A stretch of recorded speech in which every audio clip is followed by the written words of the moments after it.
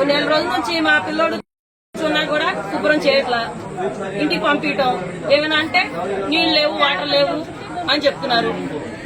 అది జరిగేది. శుభ్రం లేదు, ప్లేట్ అసలు కడగరు. ఒకళ్ళ తర్వాత ఆ గ్లాసులు ఎంత పెడుతున్నారు పిల్లలకి. మేము వెళ్ళి చెప్పినా కూడా వాళ్ళు అసలు పట్టించుకోవట్లా. ఇది జరిగింది. మేము శుభ్రంగానే పెడుతున్నాం అని చెప్తున్నారు. ఒకసారి 2 సార్లు చెప్తాం. ఇంటికి వచ్చి కూడా కనీసం ఇంటికి వచ్చి పిల్లల్ని తీసుకెళ్ళాలని కూడా తీసుకెళ్ళట్లా. వాళ్ళు ఇష్టం వచ్చినా చేస్తున్నారు. అది జరిగింది. ఒక 20 మంది ఉంటారు. అందులో అయితే పిల్లలు జలుబు చేస్తున్నాము, వాటిని చెప్పారండి. కానీ అందరి పిల్లలకి అవుతున్నాయని చెప్పలేదు. చెప్పకపోతే మళ్ళీ 2-3 సార్లు అయితే హాస్పిటల్ తీసుకెళ్తే ఇక 2-3 పిల్లలు కూడా అక్కడ తీసుకెళ్తే మీ పిల్లలు అన్నవాడు పడితే పిల్లలందరికీ అలా వాంతులు అవుతున్నాయమ్మా అని చెప్పారు. అప్పుడు మా పెద్దలకి మేము ఫోన్ చేశాము. పిల్లలు బడికి వెళ్దాంగానే అలా వాంతులు అవుతున్నాయి, కొంతమంది పిల్లలకి రచనాలు కూడా అవుతున్నాయి అని చెప్పారు. చెప్తే హాస్పిటల్కి పంపించారు. పిల్లలకి బాగా శుభ్రం లేదండి, బడిలో పంపు లేదండి,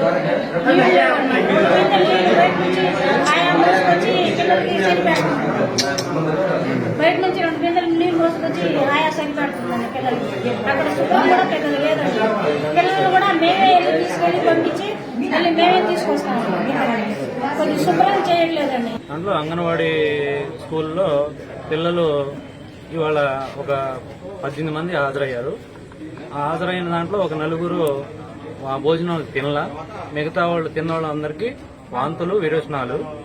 అది ఎలా అయిందనేది ఆయాకి తెలుసు, అది మనకు తెలియదుగా. వాళ్ళు పెట్టారు ఏంటనేది పిల్లలకు తెలుసు. పిల్లలు అడిగినా వాళ్ళకి చెప్పేసి పిల్లలు లేరు. వాంతులు, విరోచనాలు ఒక్కొక్కరికి 6 సార్లు వాంతులు, 6 సార్లు విరోచనాలు. వాళ్ళ ఆయా ఇంటికి వెళ్ళి మీ అమ్మాయికి ఏదో కురుకులు పెట్టారు, అందుకు అవుతున్నాయి, ఒక్కొక్క ఇంటికి ఒక్కొక్క వెళ్ళి చెప్తున్నారు తప్ప అందరికి అవుతున్నాయి అనే విషయం తల్లిదండ్రులు ఆయాలు కూడా చెప్పలేదు. వీళ్ళు అందరూ ఆర్ఎంపీ గారు డాక్టర్ గారి దగ్గర వెళ్ళాక ఆయన చెప్పిన నా దగ్గర ఒక 7-8 వచ్చారండి. అప్పుడు మీ అందరికి అయి ఉంటది అంటే అందరూ ఒకళ్ళు పోగయ్యి తీసుకొచ్చి మా గుడి దగ్గర అందరినీ పోగైతే అప్పుడు వీళ్ళు తెలిసింది అందరికీ పాయిజన్ అయిందని.